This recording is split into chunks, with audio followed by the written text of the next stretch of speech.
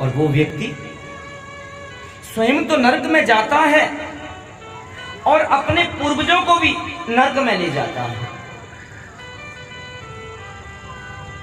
तो सोचा मेरे इस जीवन के जीने से अगर मेरे पूर्वजों को नरक प्राप्त हो तो इस जीवन को जीने का क्या लाभ, क्या फायदा। इससे तो बेहतर है इस जीवन को नष्ट कर दिया जाए। तो आत्महत्या करने के लिए घर से निकल पड़ा।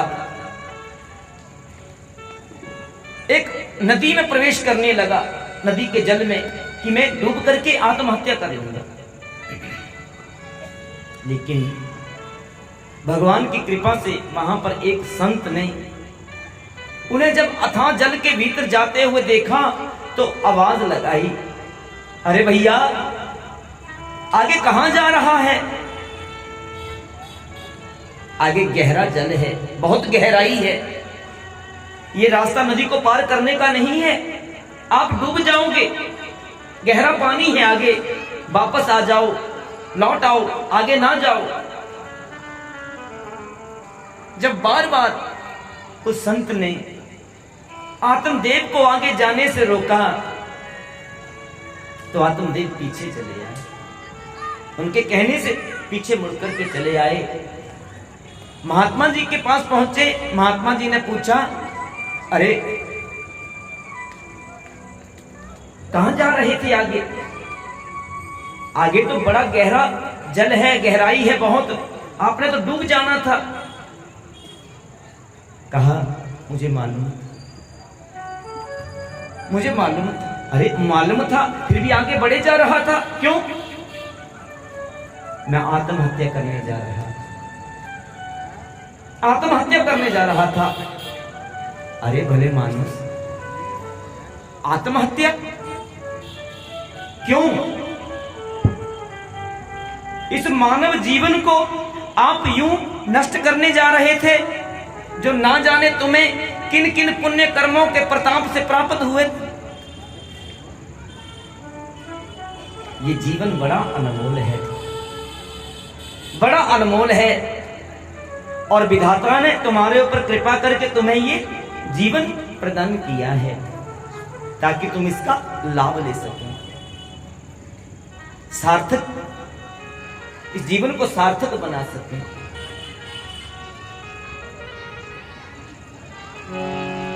वो महात्मा, वो संत आत्मदेव को समझाने लगे कि बड़ी मुश्किल से नर तन मिला है, बड़ी मुश्किल से नर तन मिला है, ये गवाने के काबिल नहीं है। बड़ी मुश्किल से नर तन मिला है, बड़ी मुश्किल से नर तन मिला है, ये गवाने के काबिल नहीं है, ये गवाने के काबिल नहीं है। नाम हरि का हृदय से न भूलो, नाम हरि का हृदय से न भूलो, नाम हरि का हृदय से न भूलो, नाम हरि का हृदय से न भूलो, ये बुलाने के काबिल नहीं है, ये बुलाने के काबिल नहीं है। बड़ी मुश्किल से नर तन मिला है, बड़ी मुश्किल से नर तन मिला है, ये गवाने के काबिल नहीं है, ये गवाने के काबिल नहीं है।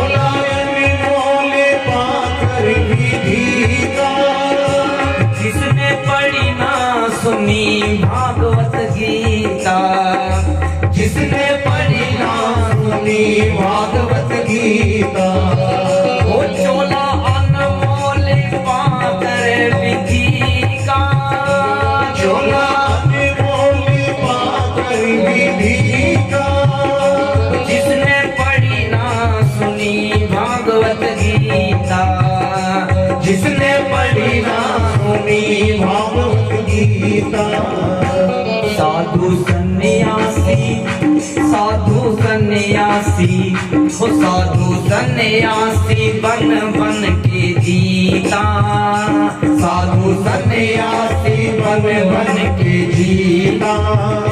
संत कहाने के काबिल नहीं है, वो संत कहाने के काबिल नहीं है।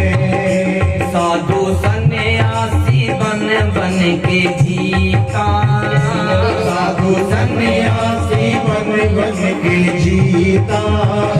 संत कहाने के काबिल नहीं है, संत कहाने के काबिल नहीं है। वो बड़ी मुश्किल से नर तन मिला है, बड़ी मुश्किल से नर तन मिला है। ये गवाने के काबिल नहीं है, ये गवाने के काबिल नहीं है। नाम हरि का, नाम हरि का हृदय से न भूलो, नाम हरि का हृदय से न भूलो। ये भुलाने के काबिल नहीं है, ये भुलाने के काबिल नहीं है। ये भुलाने के काबिल नहीं है, ये भुलाने के काबिल नहीं है। महात्मा जी ने जब आत्मदेव को समझाया, बताया इस जीवन के बारे में कि कितना अनुभव है। और बंधुओं, आपने भी इस जीवन के बारे में, जीवन की महिमा के बारे में सुना होगा, जाना होगा। महापुरुष कहा करते हैं, गोस्वामी तुलसीदास जी ने भी इस बात को कहा है रामचरितमानस में,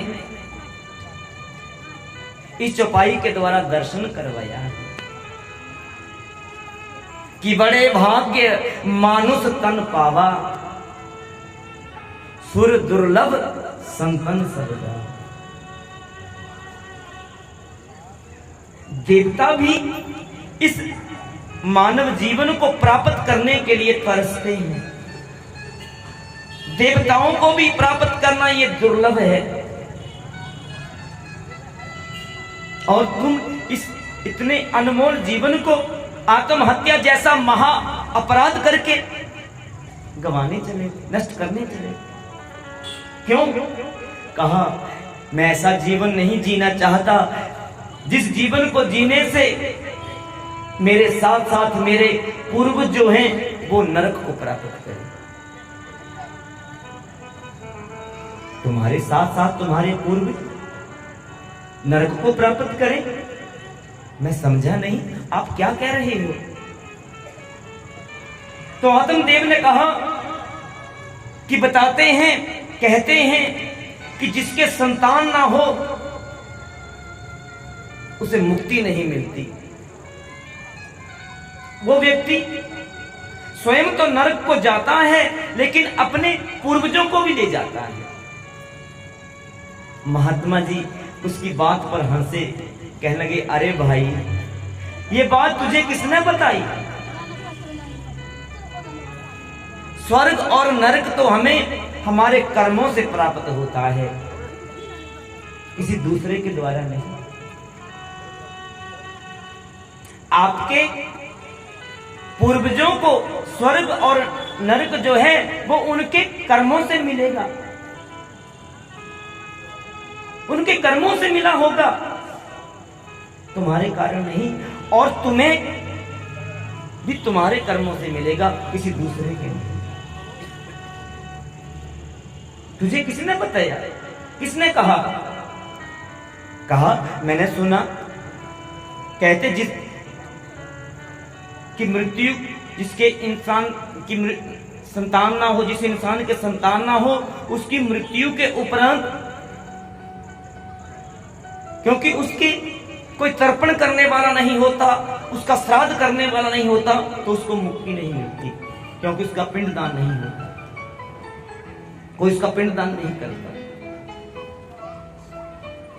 कहा, अरे भाई,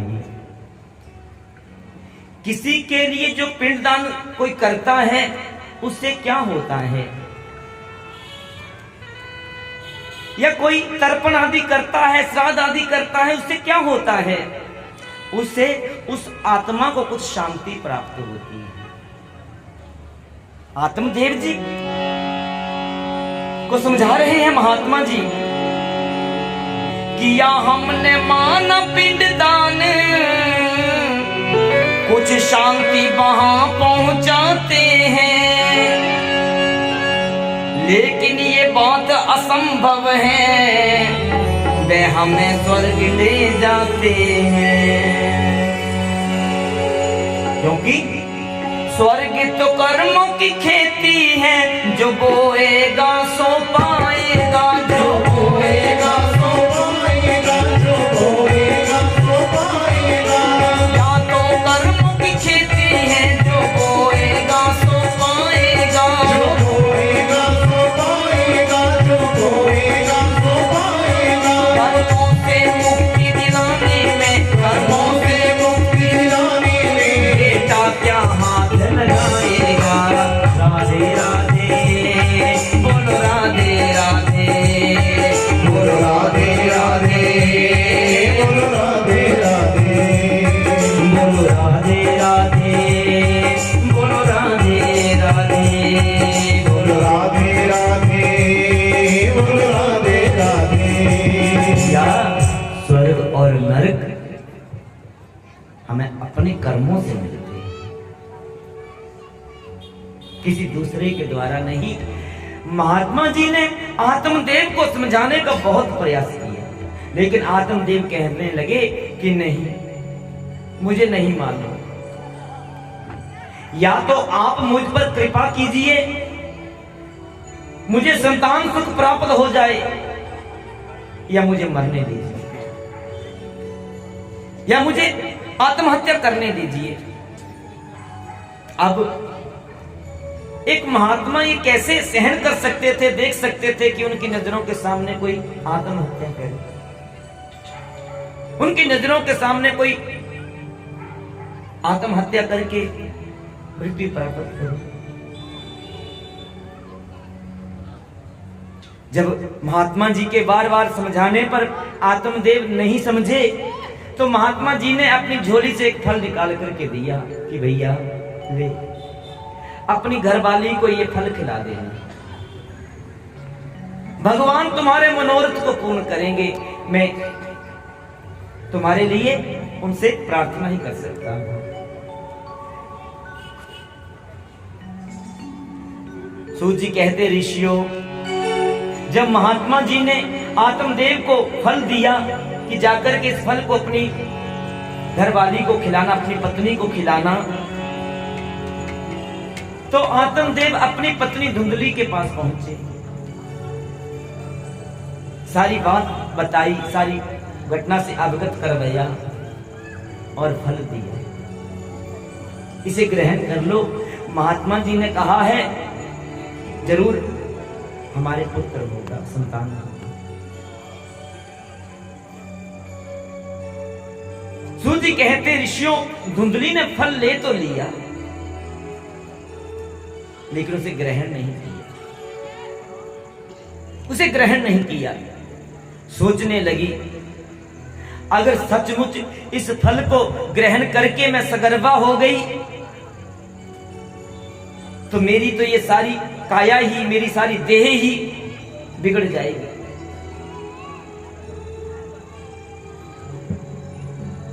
ये बात उसने अपनी बहन से कही, एक बहन थी उसकी। जब ये बात उसने सारी घटना जो आत्मदेव ने आकर के बताई, अपनी बहन से कही, बहन कहने लगी, धुंधली, देख भगवान की भी क्या लीला है, तुम्हारे यहां कितनी धन संपत्ति है, लेकिन उस धन संपत्ति का भोग करने वाला आगे कोई वारिस नहीं है, कोई पुत्र नहीं है, और हमारे यहाँ कितने पुत्र हैं, लेकिन धन संपत्ति का कितना अभाव है।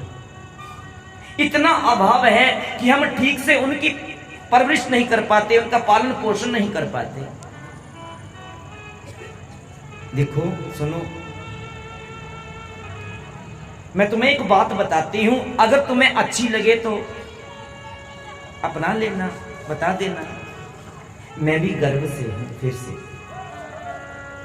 इस बार जो मेरे संतान होगी, मैं उसे जन्म देते ही तुम्हें सौंप दूंगी, और इसके बदले में तुम मुझे कुछ धन दे देना, ताकि हम उस धन से अपने बच्चों की अच्छी परवरिश कर सकें, उनका अच्छा पालन पोषण कर सकें।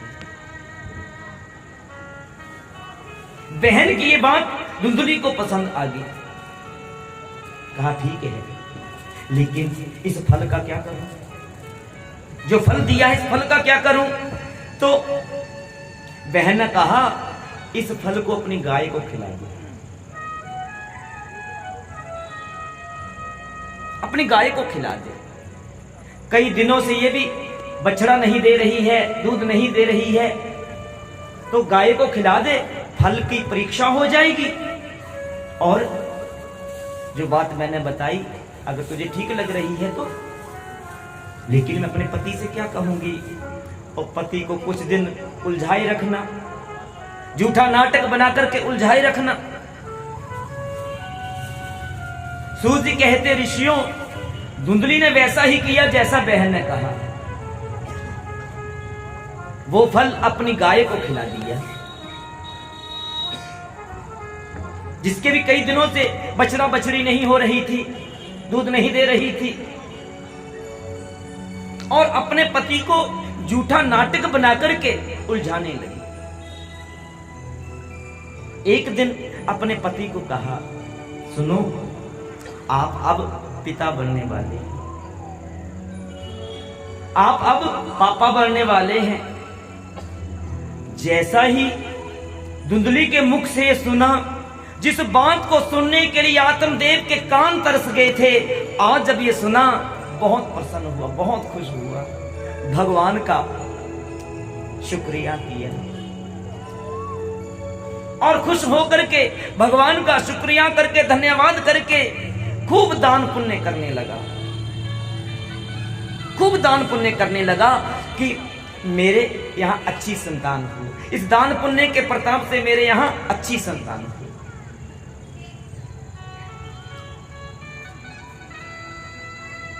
जब समय आया, बहन ने बालक को जन्म दिया, और जन्म देते ही वो संतान लाकर के धुंधली को सौंप दी, वो बालक लाकर के धुंधली को सौंप दिया। और धुंधली ने भी अपने वादे के अनुसार, जो उनके बीच में बातचीत हुई थी, तय हुआ था, उसके अनुसार उसे खूब धन दिया। उस फल के ग्रहण करने से वो गाय भी सगर्भा हुई, और उसने भी एक विचित्र बछड़े को जन्म दिया। कैसे बछड़े को? जिसका संपूर्ण शरीर मानव की तरह था, लेकिन उसके कान जो थे वो गाय के कान के समान थे। मिली बहन को बहन से कुछ दिन में संतान, मिली बहन को बहन से कुछ दिन में संतान। गऊ से भी बछड़ा हुआ, लेकिन वो मनुज समान। गऊ से भी बछड़ा हुआ, लेकिन वो मनुज समान। आत्मदेव बड़े प्रसन्न हुए जब मालूम चला कि धुंधली ने तो एक बालक को जन्म दिया है। धुंधली ने बालक को जन्म दिया है, बहुत प्रसन्न हुए। कहने लगे, धुंधली, मैं अपने बेटे का नाम अपने नाम पर रखूंगा, भगवान के नाम पर रखूंगा। मेरा नाम आत्मदेव है। सुनो, मेरा नाम आत्मदेव है। मैं अपने बेटे का नाम परमात्म देव रखूंगा। अपने बेटे का नाम मैं परमात्म देव रखूंगा। धुंधली कहने लगी, हाँ हाँ, इतना कष्ट मैंने उठाया, इतने कष्ट मैंने झेले, और अब नामकरण अपने नाम पर करने चले। इसका नामकरण मैं करूंगी, इसका नामकरण में अपने पुत्र का नाम मैं अपने नाम के ऊपर रखूंगी। मेरा नाम धुंधली है और मैं अपने पुत्र का नाम धुंधुकारी रखूंगी। और धुंधली ने अपने पुत्र का नाम धुंधुकारी रखा। आत्मदेव ने कहा, चलो तुम रख लो, अब लड़ झगड़ तो सकते नहीं थे। तो धुंधली ने अपने पुत्र का नाम धुंधुकारी रखा। अब गाय के जो बछड़ा हुआ था, जिसका शरीर मानव की तरह था, कान गौ के कान के समान थे, आत्मदेव ने उनका नाम गोकर्ण रखा। आत्मदेव जी ने उनका नाम गोकर्ण रखा। दोनों का पालन पोषण होने लगा, पालन पोषण होने लगा। अब बड़े होने लगे, जीवन पर नाम भी अपना प्रभाव छोड़ने लगा। देखिए, व्यक्ति के जीवन के ऊपर उसके नाम का बहुत प्रभाव पड़ता है।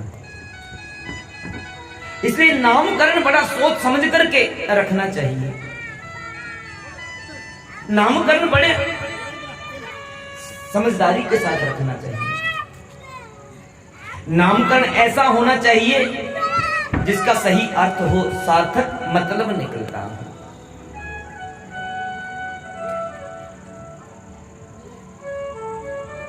और अगर नामकरण भगवान के नाम पर किया जाए तब तो एक पंथ दो काज वाली बात होती है,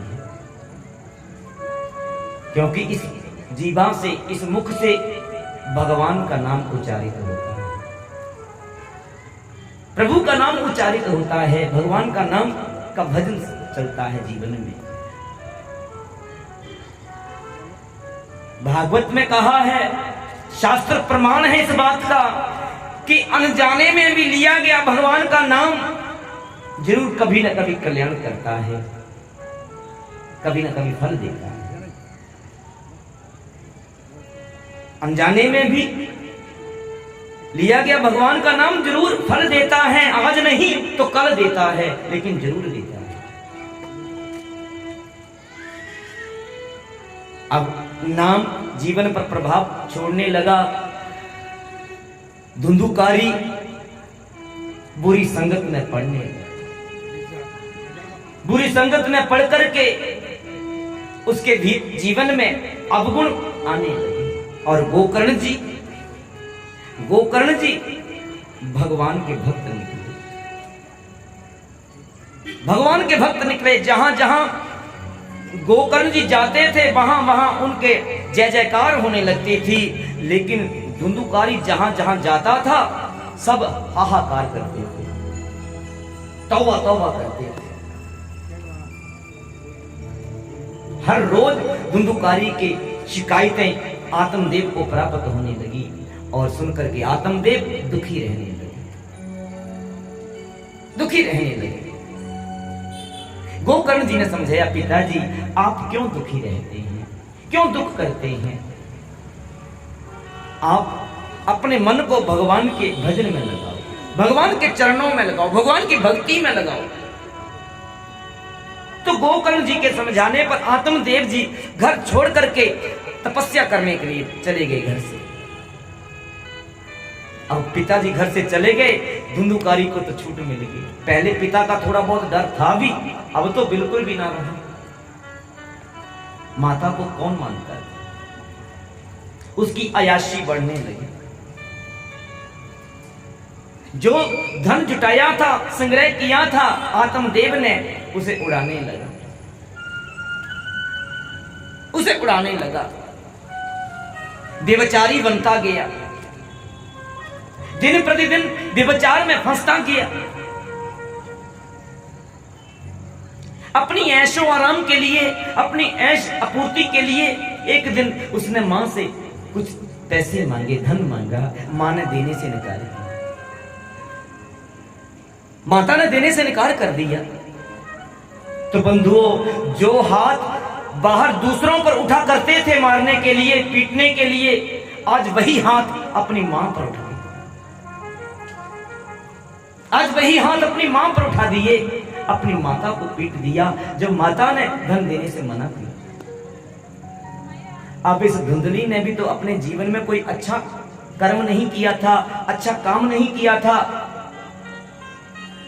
एक दिन रात के अंधेरे में घर के आंगन में जो कुआं था, उस कुएं में गिर गई और मृत्यु को प्राप्त कर ली। धुंधुकारी को तो पूरी छूट मिल गई, ना घर में माता, ना पिता, ना कोई रोकने वाला, ना टोकने वाला। अब व्यभिचारी तो बन गया था, वेश्यावृत्ति में तो पड़ गया था, एक वेश्या को लाकर के अपने घर में रख लिया। और बंधुओं, एक दिन नशे में धुत होकर के आया, घर आकर के उस वेश्या से जो घर में रखी हुई थी उससे लड़ने लगा, झगड़ने लगा। अब वो वेश्या भी तो उसके धन के पीछे ही उसके पास आई थी। सोचने लगी, अगर ये हर रोज इस प्रकार धन को उड़ाता रहेगा, नष्ट करता रहेगा, तो एक दिन तो कंगाल हो जाएंगे। मैं जिस धन के कारण इसके पास आई हूं, मेरा क्या बनेगा?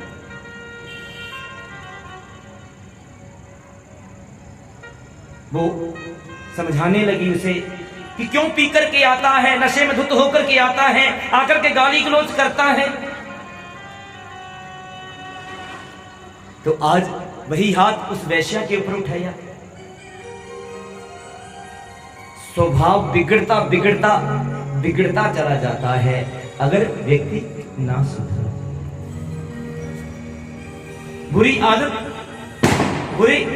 आदत में जो व्यक्ति फंस जाता है, अगर ना सुधरा तो वो फिर उसके बीच फंसता ही चला जाता है, बढ़ता ही चला जाता है। आज हाथ जब वेश्या के ऊपर उठाया, अब वेश्या उससे कहां मार खाने वाली है। उसने भी एक डंडा उठाया, जोर से सर के ऊपर मारा, धुंधुकारी मृत्यु को प्राप्त हो गई। सारा धन इकट्ठा किया, रफू चक्कर हो गई, भाग गई वहां से धन लेकर के। अब धुंधुकारी मृत्यु को प्राप्त हुआ, प्रेत योनि में चला गया। उन बुरे कर्मों के कारण प्रेत बन गया। अब प्रेत बनकर के भी लोगों को सताने लगा। दुष्ट व्यक्ति न जीते जी जीने देता है, न मरने के बाद जीने देता है। वो धुंधुकारी अब प्रेत बनकर के कभी किसी रूप में, कभी किसी रूप में आकर के डराने लगा, धमकाने लगा। गोकर्ण जी को मालूम चला उसकी मृत्यु के बारे में, तो गोकर्ण जी ने धुंधुकारी के प्रति तीर्थों में जाकर के तर्पण आदि किया, श्राद्ध आदि किया, पिंडदान दिया। गया जैसे महातीर्थ पर जाकर के भी गोकर्ण जी ने पिंडदान किया कि धुंधुकारी को मोक्ष प्राप्त हो सके, धुंधुकारी को मुक्ति प्राप्त हो सके। लेकिन उस गया जैसे महातीर्थ में जाकर के भी, जो कि मोक्ष प्राप्ति का सबसे बड़ा तीर्थ बताया जाता है शास्त्रों में, पुराणों में, वहां भी धुंधुकारी को मुक्ति प्राप्त नहीं हुई। एक दिन अपने भाई गोकर्ण को ही प्रेत बनकर के डराने लगा, प्रेत बनकर के डराने लगा। गोकर्ण जी भी अब तपस्वी थे, हाथ में जल लिया, पूछा, रे कौन है तू जो मुझे इस तरह भयभीत कर रहा है, बता नहीं तो मैं नष्ट कर दूंगा। जब हाथ में जल लेकर के नष्ट करने के बारे में कहा गोकर्ण जी ने, तो धुंधुकारी कहने लगा, भैया मैं आपका भाई हूं, मैं आपका भाई हूं, धुंधुकारी हूं। अरे तू इस रूप में तुझे मुक्ति नहीं मिली क्या? तेरे लिए तो मैंने हरिद्वार में, प्रयागराज में, गया आदि में जाकर के पिंडदान किया, तर्पण आदि किया, तेरा श्राद्ध किया, तुझे मुक्ति नहीं मिली। कहा भैया मैंने जीवन में जो जो अपकर्म किए हैं, इतनी आसानी से मुझे मुक्ति नहीं मिल सकती। मेरी मुक्ति के लिए कुछ कीजिए, इस प्रेत पीड़ा से मुझे मुक्त कीजिए। धुंधुकारी गोकर्ण जी के आगे गिड़गिड़ाने लगा, रोने लगा।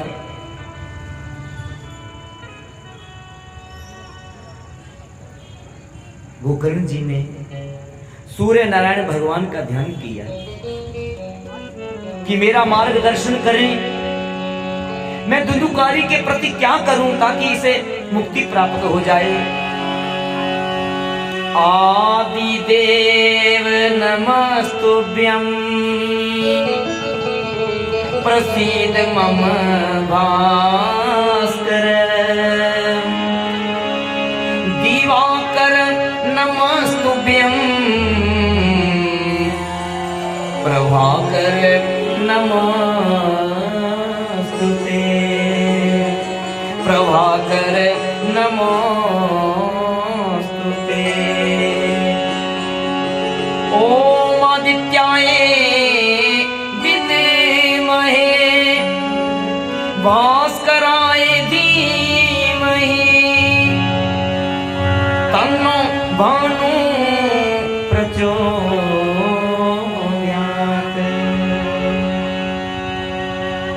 बोलिए सूर्य नारायण भगवान की जय। गोकर्ण जी ने जब सूर्य नारायण भगवान का ध्यान किया, सूर्य नारायण भगवान ने भी यही कहा। सूर्य नारायण भगवान ने भी गोकर्ण जी को यही बताया कि हे गोकर्ण जी, ऐसा कोई व्रत नियम नहीं जो पाप भार ले जाएगा, जो पाप भार ले जाएगा, जो पाप भार ले जाएगा। ऐसा कोई व्रत नियम नहीं जो पाप भार ले जाएगा, जो पाप भार ले जाएगा, जो पाप भार ले जाएगा। हाँ है भागवत ग्रंथ ऐसा, हाँ है भागवत ग्रंथ ऐसा जो इसे पार ले जाएगा। राधे राधे बोलो, राधे राधे बोलो, राधे राधे बोलो, राधे राधे बोलो, राधे राधे बोलो, राधे राधे बोलो, राधे राधे बोलो, राधे राधे। जो इसकी मुक्ति चाहते हो तो शुभ सप्ताह विधान करो, सप्ताह विधान करो, शुभ सप्ताह विधान करो। इसकी मुक्ति चाहते हो तो शुभ सप्ताह विधान करो, शुभ सप्ताह विधान करो, शुभ सप्ताह विधान करो। परमेश्वर का गुणगान करो, परमेश्वर का गुणगान करो, परमेश्वर का गुणगान करो, परमेश्वर का गुणगान करो। दुखिया का कल्याण करो। राधे राधे बोलो, राधे राधे बोलो, राधे राधे बोलो, राधे राधे। सूत जी कहते ऋषियों, सूर्य नारायण भगवान ने गोकर्ण जी को बताया, गोकर्ण जी संसार में ऐसा कोई भी साधन नहीं है, कोई व्रत नहीं है, कोई नियम नहीं है जो धुंधुकारी को उसके पापों से मुक्त कर सके।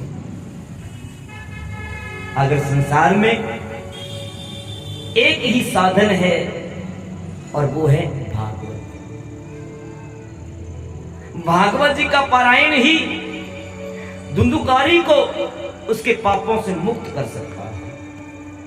इसलिए भागवत सुनाओ, धुंधुकारी को भागवत सुनाओ।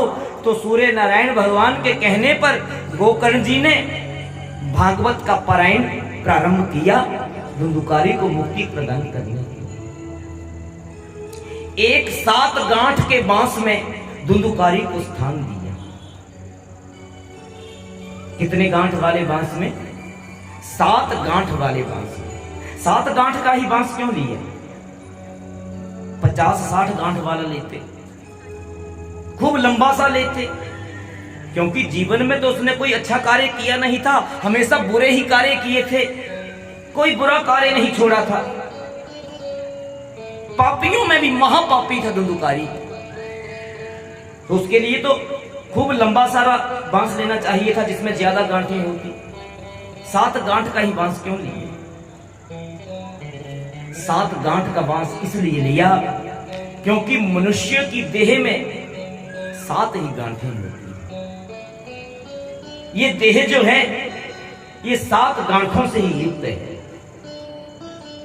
कौन कौन सी गांठें हैं इस देह में? इस देह में गांठें हैं काम, क्रोध, लोभ, राग, द्वेष, ईर्ष्या, मोह, ममता। हमारा शरीर जो है ये 7 ही गांठों वाला है, इसलिए 7 गांठ के बांस में स्थान दिया धुंधुकारी को गोकर्ण जी ने, और भागवत जी की कथा सुनाना शुरू की। जैसे ही प्रथम दिवस की कथा को विश्राम दिया, उस बांस की एक गांठ फूट गई। दूसरे दिन के विश्राम की कथा के विश्राम के बाद दूसरी गांठ फूट गई। एक एक करके 7 दिनों में 7 गांठें फूट गई। विश्राम के उपरांत जब 7वीं गांठ फूटी, उस बांस से धुंधुकारी दिव्य देह को धारण करके प्रकट दिव्य देह धारण की धुंधुकारी भगवान के पार्षद विमान लेकर के पधारे। धुंधुकारी को भगवान के धाम ले जाने के लिए दे करके गोकर्ण जी पूछने लगे, ये भगवान की दृष्टि में कैसा भेद है? भगवान की दृष्टि में कैसा भेद है? धुंधुकारी के साथ साथ दूसरे भक्तों ने भी तो कथा को सुना, उनको भी तो विमान प्राप्त होना चाहिए था। धुंधुकारी के लिए विमान क्यों आए? भगवान के पार्षद कहने लगे, गोकर्ण जी आप ज्ञानी हैं, आपको मालूम होना चाहिए कि श्रवणस्य विभेदेन फल भेदोऽति संस्थिता। जिस प्रकार सुनने में भेद है उस प्रकार फल में भी भेद होगा। श्रवणस्य विभेदेन फल भेदोऽति संस्थिता। धुंधुकारी ने सुना और सुनकर के चिंतन किया, प्रार्थना की कि मुझे इस प्रेत पीड़ा से मुक्ति मिल जाए, मुझे मोक्ष प्राप्त हो जाए। केवल श्रद्धा के साथ, विश्वास के साथ, लगन के साथ चिंतन करते हुए कथा है। लेकिन दूसरे भक्तों ने सुना, कैसे सुना? वो तन से तो बैठे थे सुनने के लिए, लेकिन उनका मन इधर उधर ही घूम रहा था, बाजार में घूम रहा था, घर में घूम रहा था, गली मोहल्ले में घूम रहा था। जिस भाव के साथ धुंधुकारी ने सुना, उस भाव के साथ भक्तों ने नहीं, क्योंकि